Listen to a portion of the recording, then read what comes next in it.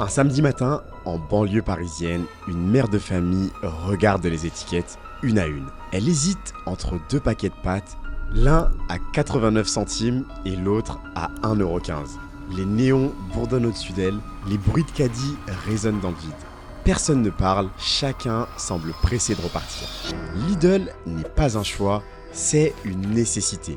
Mais 30 ans plus tard, tout a changé. Lidl est devenu un empire européen, un symbole d'efficacité et de respectabilité. De supermarché du pauvre, il est passé à enseigne préférée des Français, qui pèse environ 125 milliards de dollars aujourd'hui. Les mêmes personnes qui fuyaient la marque en 1995 en parlent aujourd'hui avec fierté. Et les classes moyennes, même les plus aisées, y font maintenant leurs courses sans complexe. Ce qui devait être un simple magasin discount est devenu une machine de guerre logistique, un modèle d'adaptation et de stratégie. Mais du coup, comment Lidl a-t-elle réussi ce tour de force? Comment une marque fondée sur le low cost a-t-elle fini par incarner la qualité et s'imposer comme une référence? Salut la team Mindset, j'espère que vous allez bien. Suite à vos nombreuses demandes, notamment après l'histoire de Casino, aujourd'hui j'ai le plaisir de vous raconter l'histoire d'une transformation incroyable, celle du géant allemand qui a redéfini la consommation européenne et qui a bâti son empire sans bruit, juste avec une idée brillante et une discipline de fer. Et on terminera, comme toujours, par la leçon business à retenir de cette histoire, qui est faite de guerre,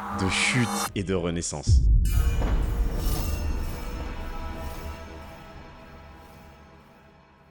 Tout commence en 1930. L'Allemagne vit une période d'incertitude. L'inflation explose, le chômage ronge le pays et les petites boutiques de quartier luttent pour survivre. C'est dans ce chaos que Joseph Schwartz, un commerçant méthodique et ambitieux, rachète une petite entreprise de distribution baptisée Lidl & Co. Son idée est simple, mais visionnaire. Acheter en gros pour revendre à moindre coût aux commerçants de la région. Une logique de volume, d'efficacité et de marge réduite. Une philosophie qui deviendra, sans qu'il le sache, l'ADN du futur empire Lidl. Mais le destin frappe. La Seconde Guerre mondiale ravage l'Allemagne. Les usines brûlent, les villes s'effondrent, les circuits d'approvisionnement disparaissent. Joseph perd presque tout, sauf une chose, sa discipline allemande et sa vision du commerce frugal. Après la guerre, il reprend tout de zéro. À Heilbronn, une ville détruite à 80%, il remonte patiemment son affaire, brique par brique. Et c'est dans cette reconstruction silencieuse que va se préparer la relève. Son fils, Dieter Schwartz, un observateur discret,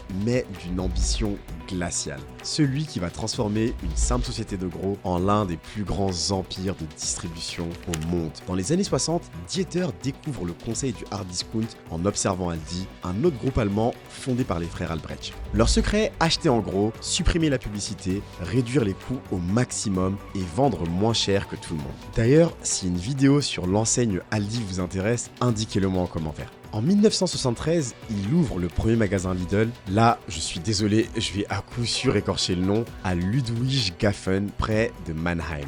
La promesse est claire, des produits essentiels à prix cassé dans un espace réduit. Pas de musique, pas de déco, le strict minimum. Et ça marche. Sans le savoir, en suivant ce modèle de rigueur extrême, Dieter est sur le point de poser la première pierre d'une stratégie redoutable qui, 5 ans plus tard, va prendre une direction bien différente de celle qu'il imaginait. On est à la fin des années 70 et Lidl compte déjà 30 magasins. En 1980, c'est plus de 300. Et en 1990, plus de 1000 rien qu'en Allemagne. Le modèle est redoutable.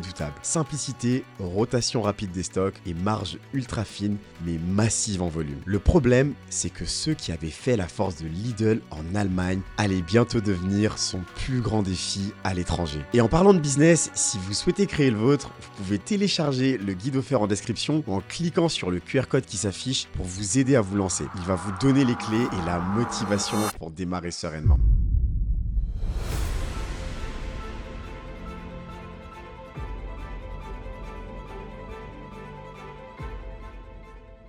À la fin des années 80, l'Europe s'ouvre. Les frontières tombent, les marchés s'uniformisent et la grande distribution devient un champ de bataille continental. Dieter Schwartz sent que le moment est venu. Son entreprise a dominé l'Allemagne, il veut maintenant conquérir l'Europe. C'est donc tout logiquement qu'en 1989, Lidl débarque en France. Mais le choc est brutal. Les Français, qui sont habitués aux allées colorées de Carrefour et aux slogans patriotiques de Leclerc, ne comprennent pas ce concept spartiate. Pas de musique, pas de promo avec des couleurs flashy de partout et surtout pas de service. Des cartons au sol, des étiquettes minimalistes, des marques inconnues au bataillon. Et pourtant, les prix défient toute logique.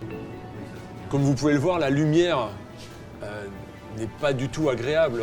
Ces néons qui vous font mal aux yeux, des façades vitrées qui sont finalement très petites. Il faut savoir qu'à la fin des années 80, la crise arrive. Le chômage explose, le pouvoir d'achat s'effondre et les grandes surfaces commencent à se vider. Là où d'autres vendent du rêve, Lidl va vendre du concret. Des pâtes, du lait, du sucre au prix le plus bas possible. Et dans cette austérité, les familles modestes vont enfin trouver un allié. En 1995, Lidl compte déjà 3000 magasins qui sont répartis dans toute l'Europe. 5 ans plus tard, en 2000, il dépasse les 5000. L'Espagne, l'Italie, la Belgique, le Royaume-Uni vont tomber les uns après les autres. Sans publicité, sans paillettes, sans franchise. Tout est centralisé, tout est calculé. Chaque entrepôt va alimenter une région entière, les trajets vont être optimisés au mètre près, les camions partent pleins, reviennent vides. C'est la précision allemande appliquée à la distribution. Un Amazon avant l'heure. Pendant que Carrefour va chercher à séduire, Lidl perfectionne la machine. Et cette machine, elle va devenir redoutable. À la fin des années 90, Lidl va dépasser Aldi et devient le premier discounter d'Europe. Mais cette victoire, elle a un goût amer. Oui, Lidl a gagné la guerre des prix. Le problème, c'est qu'à ce moment-là, une question s'impose. Est-ce qu'on peut durer quand on ne fait pas rêver ?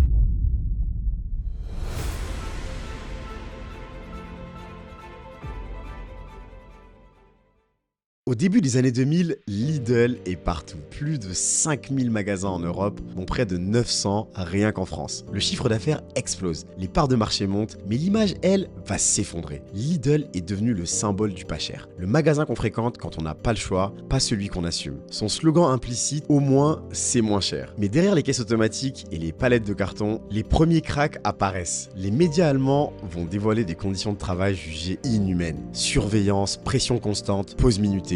Vous voyez quand je vous disais que ça ressemblait à Amazon avant l'heure. Et en 2008, un choc. Une enquête va dresser un rapport qui va faire mal. Lidl espionnait ses employés à l'aide de caméras cachées pour contrôler leur rendement. Le scandale fait la une du Spiegel, un journal allemand, et les syndicats appellent au boycott. Le groupe reconnaît des erreurs, mais le mal est fait. L'enseigne devient un repoussoir social. En France aussi, le nom Lidl va devenir un stigmate. Dans les sondages, l'enseigne va traîner une image de magasin du pauvre qui est associée à la honte plutôt qu'à la bonne affaire. Et je m'en souviens, quand j'étais jeune, si on voulait se moquer d'un pote, on lui disait qu'il achetait tout chez Lidl. Oui, je sais que c'est des moqueries de gosses, mais qui étaient révélatrices sur l'image de la société. En 2009, selon Kantar, seuls 6% des Français disaient aimer faire leurs courses chez Lidl. Un chiffre catastrophique pour une marque qui est présente dans presque chaque ville du pays.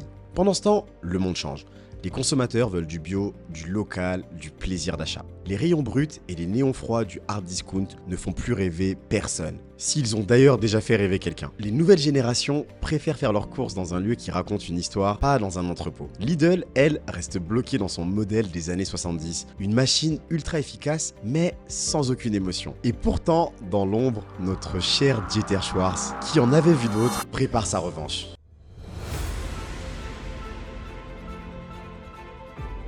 En 2012, personne n'aurait parié sur un retour au sommet de Lidl. Le hard discount semblait condamné. Les magasins étaient vieillissants, l'image abîmée et les consommateurs en avaient marre du tout pas cher. Mais Dieter et son équipe allaient surprendre tout le monde. Ils ne vont pas seulement ajuster leur stratégie, ils vont réécrire leur modèle. Le plan va commencer par un investissement colossal. Plus de 4 milliards d'euros injectés dans la rénovation et l'expansion des magasins en Europe. Les vieux entrepôts gris vont devenir lumineux, spacieux, presque élégants. Les rayons changent. Boucherie, boulangerie, fruits et légumes frais, coin bio. Les murs blancs vont laisser place à des tons boisés, les néons froids à des éclairages doux. Même le logo est repensé. Plus arrondi, plus chaleureux, moins industriel. Lidl veut montrer qu'on peut payer moins cher sans avoir honte. Et puis vient l'arme fatale, la communication. Les campagnes Lidl, le vrai prix des bonnes choses, en France ou More to Value en Europe, bouleversent l'image de marque. Fini le ton sec du discount, les pubs vont montrer des familles, du pain chaud, des sourires sincères. Le message est clair. Lidl, c'est plus la survie, c'est l'intelligence d'achat. Le pari est risqué, mais il fonctionne. J'ai même envie de dire,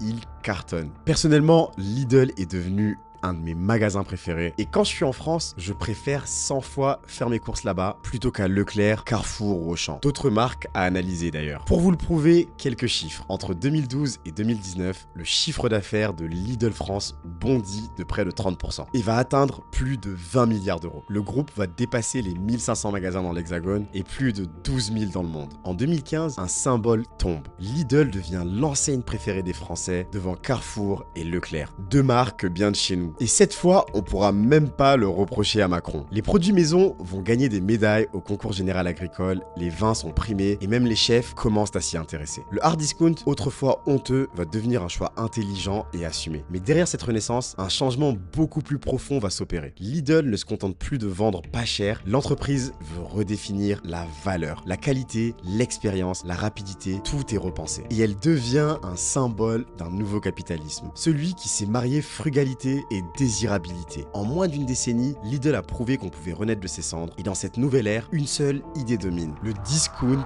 peut être beau. Et comme on va le voir, ce ne sera pas que des mots.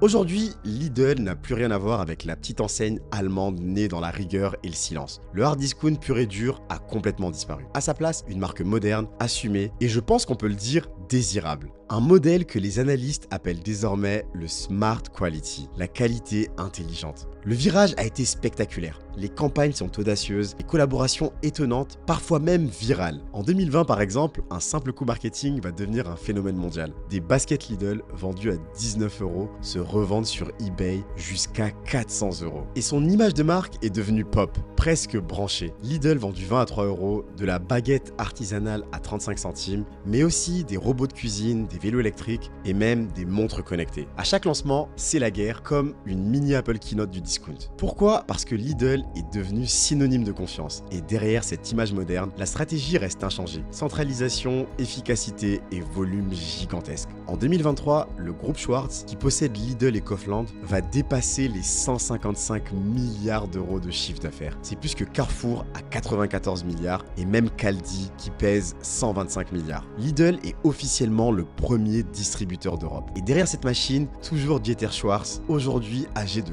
86 ans, discret, quasi invisible médiatiquement, mais devenu l'un des hommes les plus riches du continent, avec une fortune qui est estimée à plus de 40 milliards de dollars. Un empire bâti sans grand discours, sans réseaux sociaux, dans une discrétion finalement très allemande. Alors, la leçon que tout entrepreneur peut tirer de cette incroyable histoire, qui m'a personnellement beaucoup inspiré, c'est que depuis 90 ans, 3 générations sont succédées. L'Allemagne a été détruite, reconstruite et mondialisée. Mais Lidl, elle, est restée fidèle à une seule boussole, efficacité et accessibilité. Et c'est là tout le génie, faire évoluer l'image sans jamais trahir son ADN. De pas cher à intelligent, elle a transformé une faiblesse en force sans jamais renier sa mission première, rendre la qualité accessible à tous. Lidl a réussi à rendre le cheap désirable. Mais d'autres n'ont jamais réussi à trouver cet équilibre. Comme Tati, né du même idéal populaire, mais incapable de se réinventer, quand justement le pas cher a arrêté de séduire entre problèmes d'héritage et erreurs de gestion, comme on le voit dans la vidéo qui s'affiche.